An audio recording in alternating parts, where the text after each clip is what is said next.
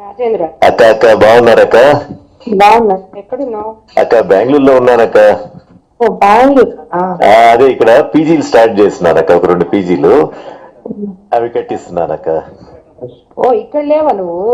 అంటే ఆ పీజీలు అయ్యేదాకా ఒక 8 నెలల నుంచి వస్తా పోతా ఉన్నానక్క. నెక్స్ట్ వీక్ వస్తున్నానక్క నెల్లూరుకి.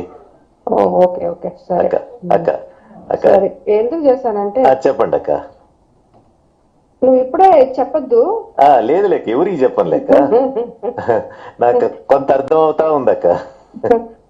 ఊరికి పోటీ చేయమని అడుగుతున్నారు వాళ్ళు ఇప్పుడు టీడీపీలో. అదే అదే నాకు అర్థమైందక్క. అక్క అక్క అది ఎట్టుంటది అనేది నాకు తెలీదు. ముందు వాళ్ళు సర్వేపల్లి అడిగితే మాకు సర్వేపల్లి వద్దని చెప్పాము. ఎందుకంటే ఈ కాన్స్టిట్యున్సీలో రాదు కదా. అవునక్క అవునక్క. సో వాళ్ళు అప్పుడు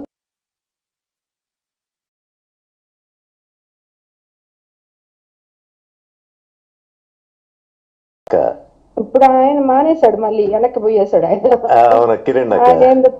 పేమెంట్ తీసుకొని ఏదో చేశాడు.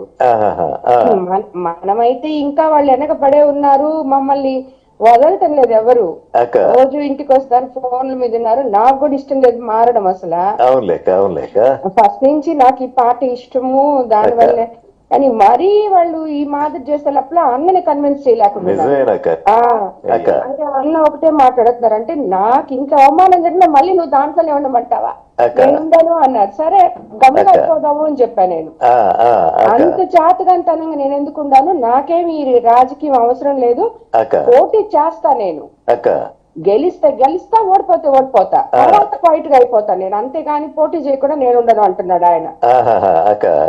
సో అది ఇప్పుడు జరుగుతుండేది. సో ఇప్పుడు వీళ్ళేమో అందరూ బట్టి నాకొద్దులే ఉత్తి ఎంపీ ఎలక్షన్ చేసుకోండి అంటే, లేదు లేదు అక్కడ దినేష్ కి తక్కువ ఉంది, మైనస్ లో ఉన్నాడు, మీరైతే